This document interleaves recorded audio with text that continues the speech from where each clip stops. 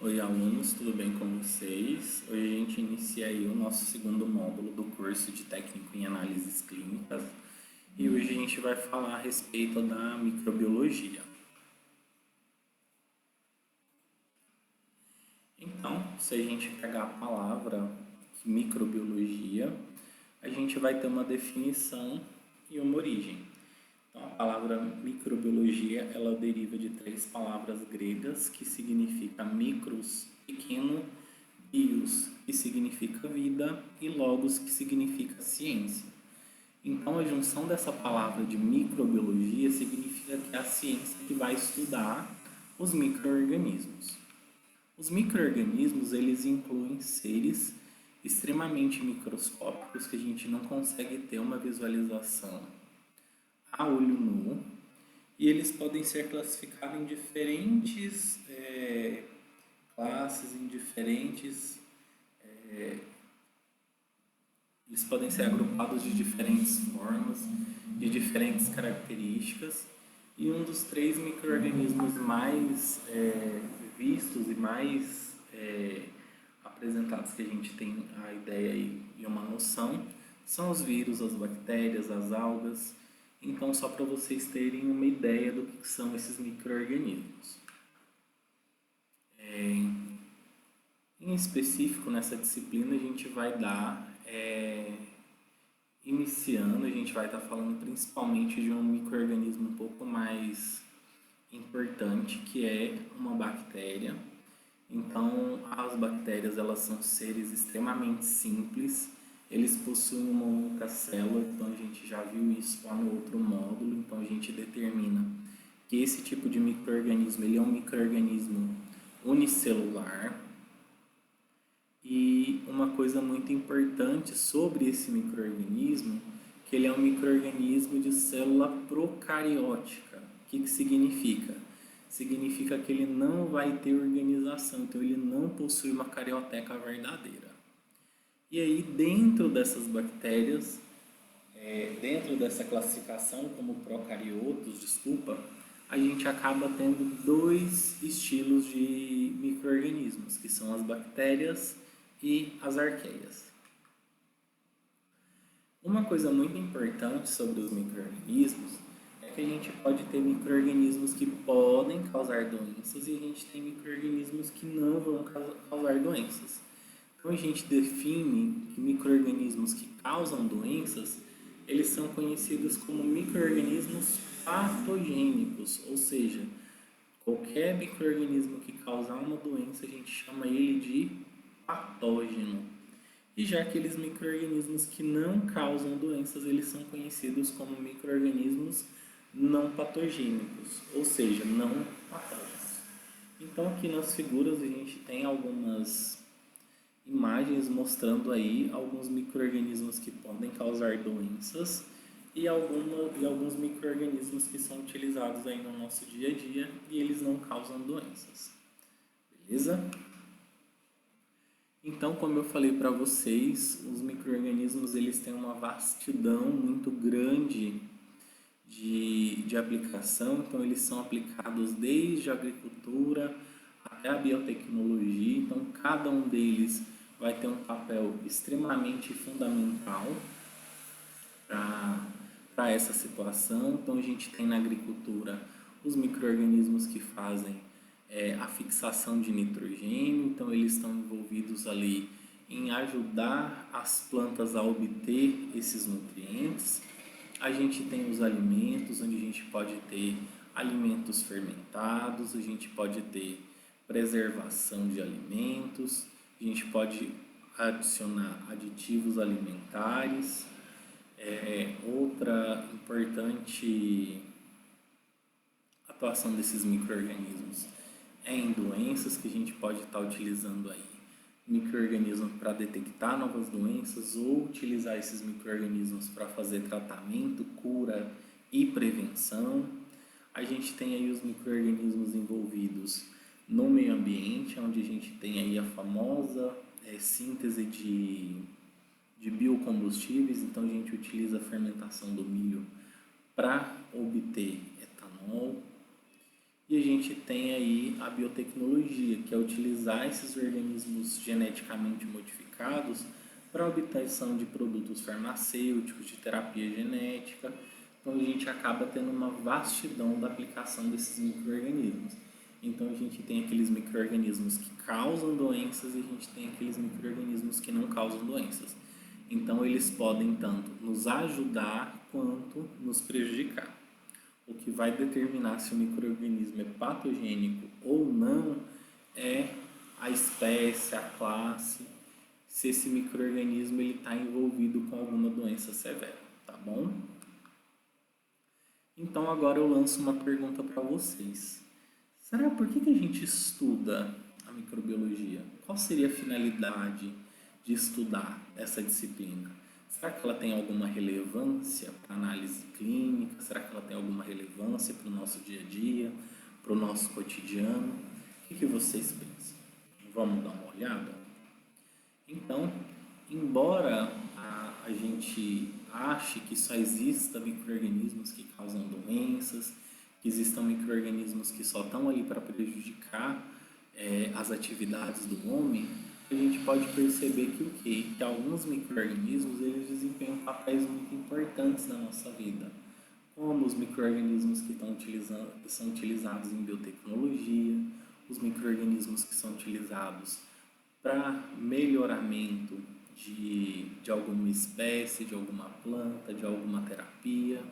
Então, a microbiologia ela é uma ciência muito importante, porque a partir do momento que a gente conhece, consegue identificar e classificar esses micro-organismos, a gente acaba tendo uma delimitação mais vasta a respeito desse estudo. Então, espero que vocês gostem. Eu vou estar falando um pouquinho para vocês sobre um breve histórico de como começou essa ciência, qual foi os primeiros pressupostos, para a gente entender um pouquinho melhor.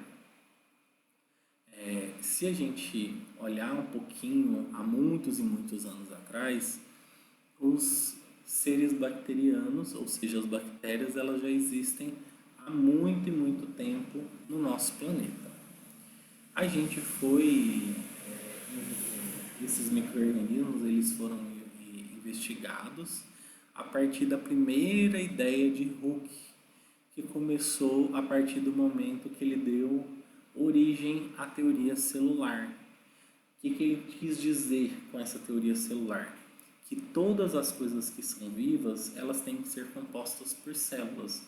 Ou seja, células é a menor parte do nosso organismo, ou seja, uma parte funcional, onde eu consigo obter energia, consigo fazer replicação, e à medida que eu vou juntando essas células, eu vou formando os tecidos vão formando os órgãos juntos vão formando o sistema, e o sistema todo ele forma o nosso organismo, beleza?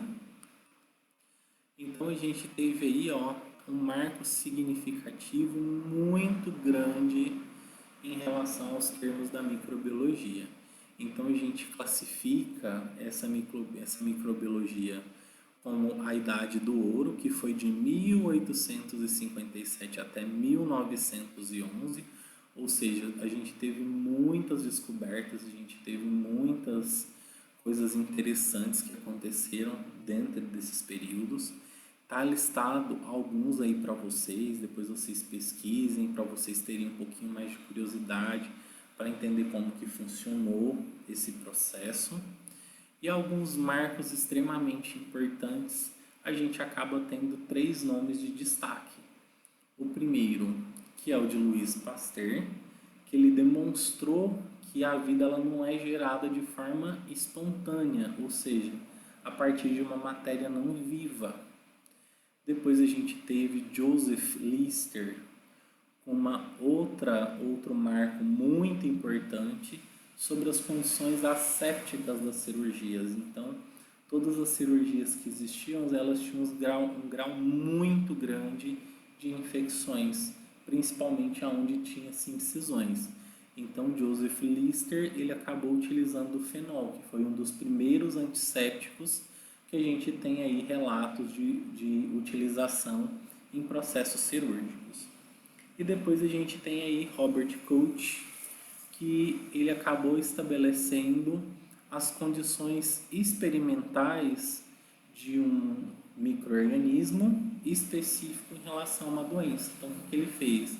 Ele conseguiu determinar quais eram os mecanismos de uma forma assim bem simplória de como que funcionava uma infecção, como que funcionava o que? O ataque de um micro-organismo a um organismo vivo.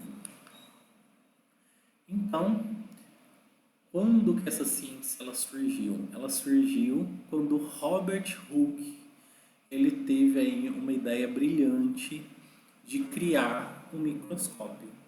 Então, ele acabou pegando a cortiça e ele acabou vendo que a cortiça ela tinha algumas pequenas cavidades. Então, a ampliação da cortiça levou ao estudo e a uma investigação que existiam algumas coisas que a gente não enxergava a olho nu.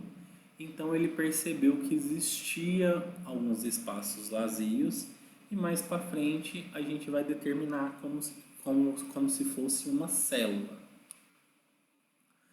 Depois a gente tem Anthony van Leeuwenhoek, que acabou sendo considerado o pai da microbiologia. Então ele acabou fazendo com que aquele microscópio simplório ele tivesse um poder de aumento de 200 a 300 vezes. Ou seja, ele acabou trazendo uma ampliação extremamente grande para essa descoberta. Então, a partir desse grande aumento, a gente conseguiu observar dois pequenos micro-organismos, que são as bactérias e os protozoários, que inicialmente foram determinados por Anthony van Leeuwenhoek de animáculos. Então, só para que vocês tenham uma ideia, isso a gente estava em 1673 e a gente conseguiu aí um micro-organismo extremamente potente para essa época, que permitiu com que, naquela época, observasse esses animáculos, que eram esses seres microscópios. Então, a gente conseguiu estudos de visualização de bactérias e de protozoários nessa época. Então, só para vocês terem uma ideia, essa é a foto do microscópio de Anthony van Leeuwenhoek. É um microscópio extremamente pequenininho, mas com poder de ampliação magnífico. Então, aqui é um resumo de como funcionou o experimento de Anthony van Leeuwenhoek. Então, aqui a gente tem aí o microscópio, a gente tem os ajustes, a gente vai aprender a mexer no microscópio na nossa aula prática.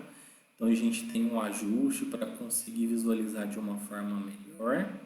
E aí estão alguns exemplos do que ele conseguiu visualizar com essa ampliação de 200 vezes, de 200 a 300 vezes. E aí, um pouco mais para frente, a gente acaba tendo uma nova descoberta dentro da microbiologia. Então, Louis Pasteur, ele determinou uma questão muito fundamental dentro da microbiologia. Ele foi capaz de criar o processo que a gente chama de pasteurização. O que seria a pasteurização? Seria o aquecimento e depois uma queda brusca de temperatura para matar esses organismos patogênicos. Então, a partir dos seus estudos de vinho e cerveja, ele conseguiu entender e relacionar alguns conceitos muito importantes. Então, foi Louis Pasteur, a partir do seu experimento, que começou a explicação de como que funcionava a teoria da biogênese, da geração espontânea de vida. Então, esse aqui é um resumo do experimento dele. O que ele fez? ele pegou um frasco estéril, dentro desse frasco ele adicionou um caldo nutritivo, ou seja, nutrientes para os micro-organismos, e ele adicionou um gargalo nesse frasco. Olhem para vocês verem que o gargalo desse vidro, ele tinha um gargalo na formato de um S. Então o que ele percebeu? Ele percebeu que após o momento que ele esterilizava o vidro e o líquido ali dentro, ele teria duas possibilidades. Por exemplo, se ele deixasse o vidro tampado, o vidro em pé, com esse gargalo, o que acontecia? Passava-se um tempo, a extremidade continuava-se aberta, mas esses micro-organismos não conseguiam atingir o líquido que estava ali. Então, esse líquido ele permanecia de maneira estéril. E aí ele fez uma outra experiência deixando esse vidro deitado por um curto espaço de tempo. E aí o que ele percebeu? Que com o passar do tempo, o líquido apodrecia. Então ele percebeu que o quê? Que existia outros micro-organismos e essa geração da biogênese começou a se tornar mais um pouco difundida. Então agora a gente vai falar de uma coisa que realmente nos interessa, que são as células. Então, quando a gente fala de células, a gente fala que todos os organismos vivos, eles são constituídos desse pequeno pedaço. Então, as células, elas nada mais são do que pequenas unidades limitadas, que são protegidas e preenchidas com uma membrana plasmática, e elas têm uma solução, e essa solução ela é concentrada, ou seja, lotada de substâncias que vão fazer com que essas células elas tenham a capacidade de criar cópias. Ou seja, então toda célula é a menor unidade de um organismo vivo. Então é a partir dela que a vida se inicia. Então a gente acaba tendo dois tipos de células existentes. Uma delas é a célula procariótica e a outra é a célula eucariótica. Para a gente entender um pouquinho o que seria uma e o que seria a outra, a gente pode avaliar a origem da palavra. Procarionte, que tem definição de 3 palavras gregas: proto, que significa primitivo, cário, núcleo, e ontos, ser. Ou seja, é um ser que possui um núcleo primitivo, ou seja, ele não possui carioteca. Ou seja, todo o material genético ele está disperso no citoplasma. Já quando eu falo de um micro-organismo eucarionte, eu vem de verdadeiro, cário de núcleo e ontos de ser. Então já é um ser que possui um núcleo verdadeiro. Então a diferença de um ser procarionte para um ser eucarionte significa que esse ser ele vai ter o seu material genético encoberto por um núcleo. Então significa que um vai ter núcleo, o outro não vai ter núcleo, ou seja, aquele material ele vai estar disperso completamente no citoplasma, como no caso dos procariontes. Então, eu reuni aqui para vocês algumas diferenças entre as duas células, as células procarióticas e as células eucarióticas. Então, resumidamente, o que eu estou querendo dizer? Que a célula procariótica é uma célula primitiva. Isso significa que o material genético dessa célula ele vai estar disposto completamente no citoplasma. Já uma célula eucariótica, lembra, eu vem de verdadeiro, então ela possui uma forma de proteger esse material que é o núcleo. Então ela protege esse material genético lá dentro do núcleo. Então é como se formasse uma barreira para proteger esse material. Então, procariótico, célula primitiva, não possui carioteca. Célula eucariótica, célula que possui o núcleo verdadeiro. Então, se ela possui um núcleo verdadeiro, ela possui o que a gente chama de carioteca. Então, só para a gente ver uma diferença entre as duas células, então, do lado esquerdo, eu acabo tendo a célula procarionte, então, as duas células têm a mesma composição, então tem membrana, tem citoplasma, tem região nucleoide, mas não tem carioteca, e a outra célula, ela tem o que? Ela tem a carioteca, então ela tem o núcleo. Então, a diferença é que uma célula eu vou ter a organização e na outra célula não vou ter a organização. E ambas as células têm o que a gente chama de ribossomos. O que são essas estruturas dos ribossomos? São estruturas que a gente utiliza para síntese de proteínas. Então, é uma forma de como a bactéria vai se adaptar para que ela consiga obter energia através daqueles nutrientes que ela está absorvendo.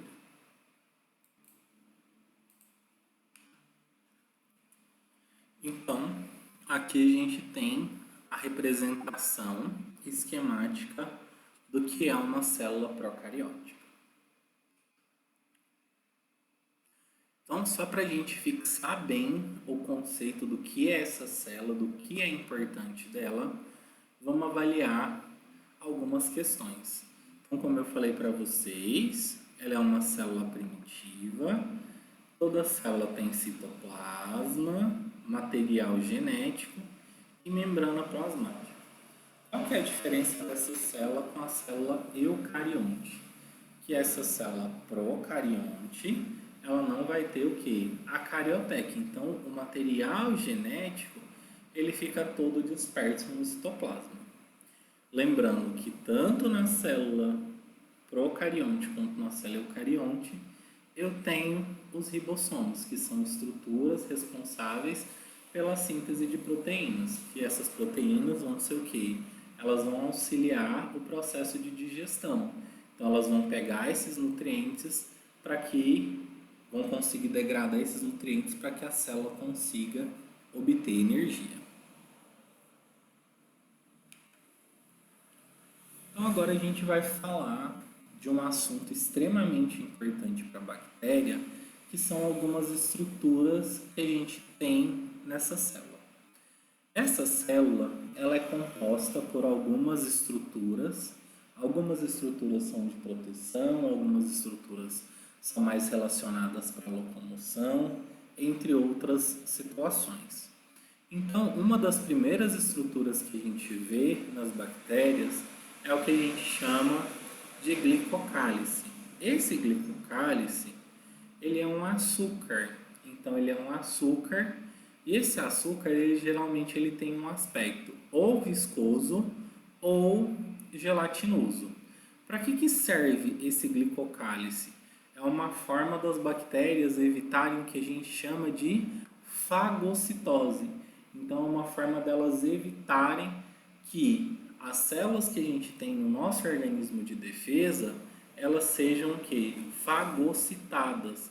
Então, elas acabam evitando esse processo de fagocitose. Então, é uma forma da bactéria se defender. Esse glicocálice, ele pode ser uma camada condensada e bem definida, que a gente chama de cápsula de proteção, ou ele pode ser uma camada mais frouxa, levemente ligada à membrana celular. E aí a gente chama isso de camada limosa. Qual que é a diferença entre as duas? Na cápsula, o glicocálice está mais aderido e na camada limosa ele está menos aderido. Então, ele consegue ser removido com uma facilidade um pouco maior. Então, lembrando que o glicocálice é uma estrutura de proteção. ele impede principalmente que nossas células de defesa, que a gente vai aprender mais para frente, como por exemplo os monócitos, macrófagos, os neutrófilos, que são células que fazem processo de fagocitose, que elas destruam esses micro-organismos. Uma estrutura muito importante para a bactéria são os flagelos. Esses flagelos, eles são chamados também de atríquias. Desculpa, tem bactérias que possuem flagelos e tem bactérias que não possuem flagelos. Esses flagelos, eles são importantíssimos para que a bactéria ela consiga se locomover. Então, ela precisa conseguir fazer uma movimentação. Mas não são todas as bactérias que têm flagelos. As bactérias que não têm flagelos, a gente chama elas de atríquias, que são bactérias que não possuem, ou seja, elas não têm necessidade de possuir esse flagelo para fazer o processo de movimentação. Só para vocês entenderem, os flagelos eles têm um ligamento muito importante dentro dessas bactérias que possuem esse flagelo e ele é riquíssimo e formado através de proteína. Só que para vocês verem, ele é meio que enganchado na membrana citoplasmática da bactéria. Então ele possui uma forma de se ligar de uma forma bem firme para que esse flagelo ele não seja perdido.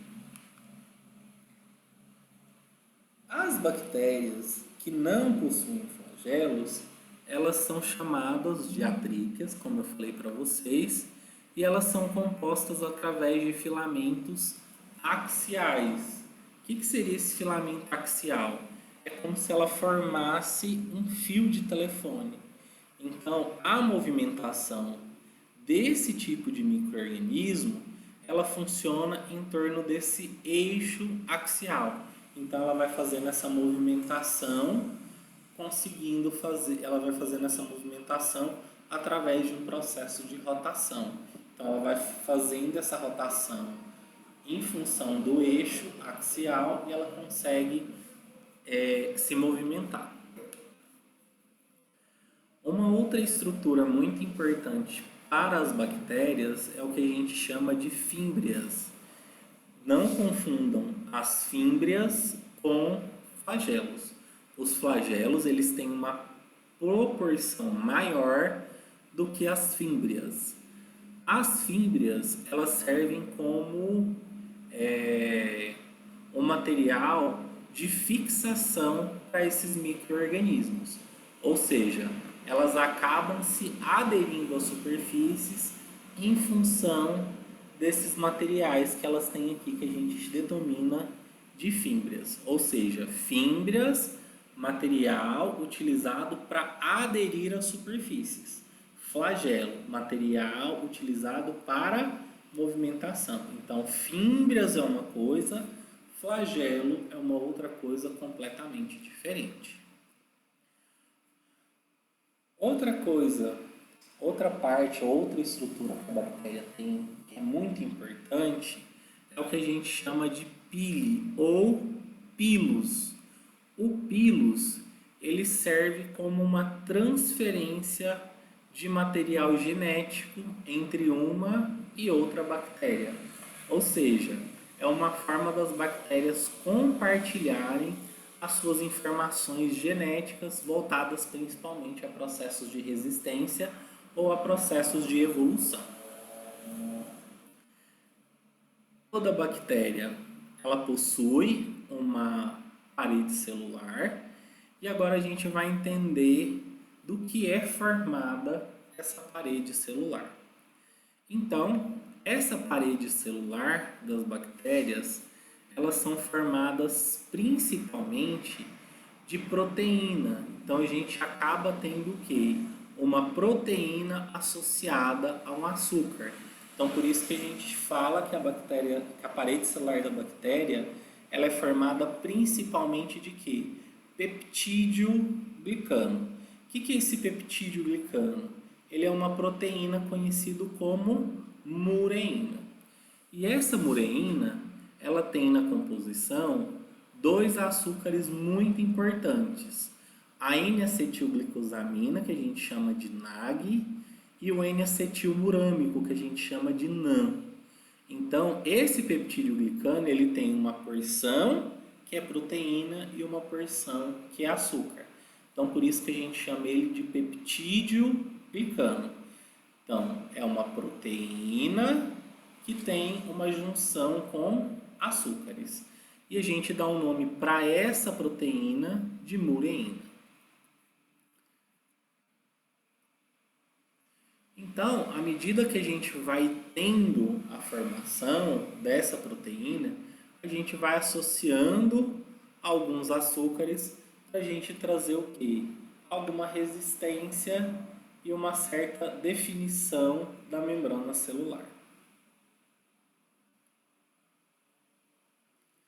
E aí, por que a gente precisa conhecer a parede celular das bactérias? Porque é através da parede celular das bactérias que a gente vai ter uma definição de diferenciação. O que é essa definição de diferenciação? Quando a gente coloca esses micro-organismos, principalmente lá no microscópio, para a gente conseguir visualizar, a gente tem micro-organismos que vão ser coloridos de uma cor e micro-organismos que vão ser coloridos de uma outra cor. Então, olha que interessante.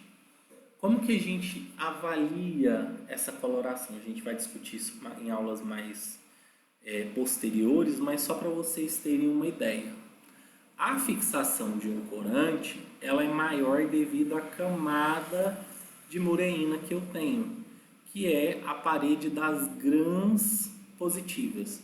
Olha para vocês verem a espessura de mureína que essa parede celular possui. Então ela possui uma parede celular muito grande, e, ou seja, é mais fácil a fixação específica de um corante. E a bactéria gram-negativa, que é uma outra denominação que a gente vai ter, ela é composta por uma camada muito pequenininha de mureína. Então, quando vai acontecer o processo de coloração e descoloração, como eu tenho uma capacidade maior de fixação do corante, a gente quase não vai ter uma alteração tão significativa na coloração das paredes das grãs positivas. Então, essas grãs positivas, elas são coradas em uma cor específica, as grãs negativas, elas são coradas, descoradas, e depois a gente vem com o contracorante. Então, a gente aplica um corante e as duas coram, a gente aplica um descorante, as bactérias grãs positivas, elas continuam com a mesma cor, já as grãs negativas, elas são descoradas, e depois a gente vem com um contracorante para poder corar essas bactérias grãs negativas. Beleza? Então, a diferenciação entre uma grã positiva e uma grã negativa está relacionado com a capacidade, ou seja, a quantidade que ela tem de mureína na sua estrutura. Então, quando a gente colorir uma em relação à outra, a que tiver a maior quantidade de peptídeo glicano, que é a mureína, ela vai ser o quê? Ela não vai ter tanta reação com o descorante. Já a outra bactéria, que no caso a gram-negativa, como ela tem uma pequena quantidade de peptídeo glicano, quando eu aplicar o agente de descoloração, esse corante ele vai acabar saindo e deixando essa bactéria incolor. Aí por isso que a gente vem com um contracorante para poder colorir ela de uma outra coloração completamente diferente. Então, agora a gente vai falar um pouquinho das estruturas internas da parede celular.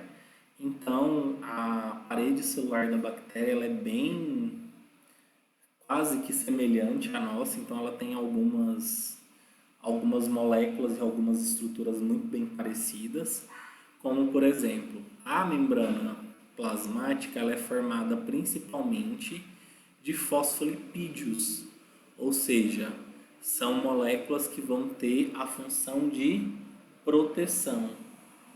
Então elas vão criar uma barreira e essa barreira vai impedir a entrada ou a saída, ou seja, vai ser uma barreira completamente seletiva. Além disso, a gente tem algumas proteínas que são ligadas a essa membrana e aí a gente acaba tendo algumas projeções, tanto de açúcares quanto de proteínas. Então aqui só para vocês verem, a gente tem uma esquematização do que seria essa membrana plasmática na bactéria. Então a gente tem aqui a composição que a gente chama de bicamada lipídica, e essa bicamada lipídica ela tem uma concentração principalmente de fosfolipídios. Então essa concentração de fosfolipídios que vai criar essa barreira seletiva, impedindo a entrada ou a saída de elementos. Beleza?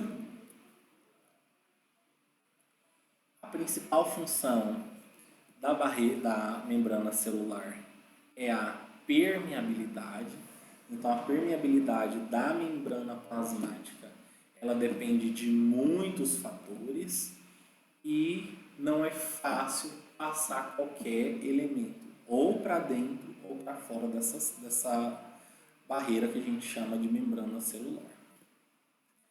Então, existem alguns processos que a gente utiliza para funcionamento desse processo de trocas de materiais intra e intercelular, e esse processo a gente chama de difusão.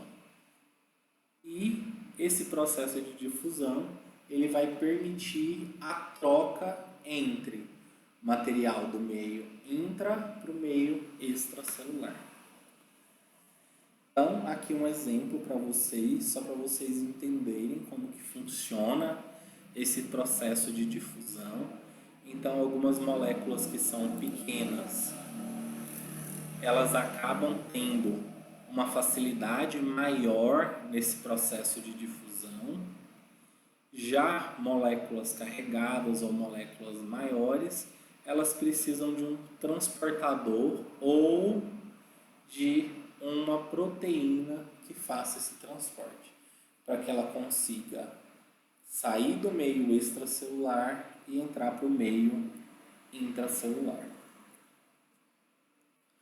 O citoplasma das bactérias ele é bem parecido com o nosso citoplasma. Ele tem algumas moléculas extremamente importantes e são essas moléculas. Então, conforme igual a nossa célula, ele é composto majoritariamente por água.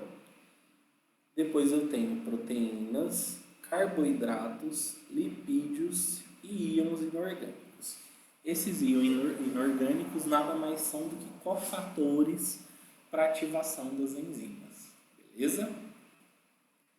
E um outro pedacinho que a gente tem desses micro-organismos é o que a gente chama de nucleóide, que é a única molécula longa de DNA que esse micro-organismo possui. Além desse nucleóide, esses micro-organismos eles precisam de proteínas, então eles têm os ribossomos, e nos ribossomos é onde a gente vai ter aí a síntese das proteínas que vão ajudar no processo de metabolismo celular. E uma coisa muito interessante é que quando algumas bactérias elas acabam ficando sem alimento, elas acabam formando o que a gente chama de endoesporos. Não são todas as bactérias que formam esses endoesporos. Esses endoesporos eles são formados geralmente por bactérias gram-positivas. Lembra lá que a gram-positiva é aquela que tem uma camada grandona de peptídeo glicano. E geralmente o gênero que acaba formando esses endoesporos é o Clostridium e o Bacillus. Então, essas duas espécies, elas têm capacidade de formar esse esporo, ou seja, armazenar o material genético e formar o que a gente chama de esporo. E esse esporo é o que a gente chama de quê? Fase de dormência. Então, quando a bactéria vê que o meio está escasso de nutrientes, ela dá a formação desse esporo. E agora a gente vai falar de um assunto muito importante sobre as bactérias, que é o que a gente chama de morfologia. Então, a morfologia básica das bactérias é bactérias na forma de coco ou de cocos, que é uma forma cilíndrica. As bactérias que têm a forma de bacilos, que são mais ou menos bastonetes, e as bactérias que são espirilo, que é como se fossem uma forma espiralada, como se fosse torcendo esse bacilo. Uma coisa que a gente pode perceber a respeito das bactérias, que elas podem sofrer algumas divisões, e essas algumas divisões elas vão sendo nomeadas de algumas formas. Como, por exemplo, quando eu separo uma bactéria a partir de um único plano de divisão, eu posso gerar o que a gente chama de diplococos, ou seja, duas unidades de cocos, ou eu posso chamar isso em uma fileira, que eu chamo de streptococcus. Strepto vem da questão de ter uma fileira. Em relação ao outro plano de divisão, quando eu tenho uma divisão em dois planos, eu posso acabar formando o que a gente chama de tétrades. É como se formasse 4 bolinhas, ou seja, 4 cocos juntinhos. Outra forma de divisão é dividir esse micro-organismo na forma de 3 planos, que aí eu vou formar como se fosse um dado, e aí eu acabo formando o que eu chamo de sarcinas. Ou eu posso arranjar essas bactérias na forma de um cacho de uva, que aí eu acabo dando a nomenclatura de quê? Staphylococcus. Em relação aos bacilos, eles não vão ter a mesma divisão, ou seja, os mesmos planos divisores que as esferas. Não sei se vocês conseguem visualizar, o bacilo ele tem um pouco mais de diferença. Ele é como se fosse o quê? Um coco achatado. Então, eu vou ter um bacilo.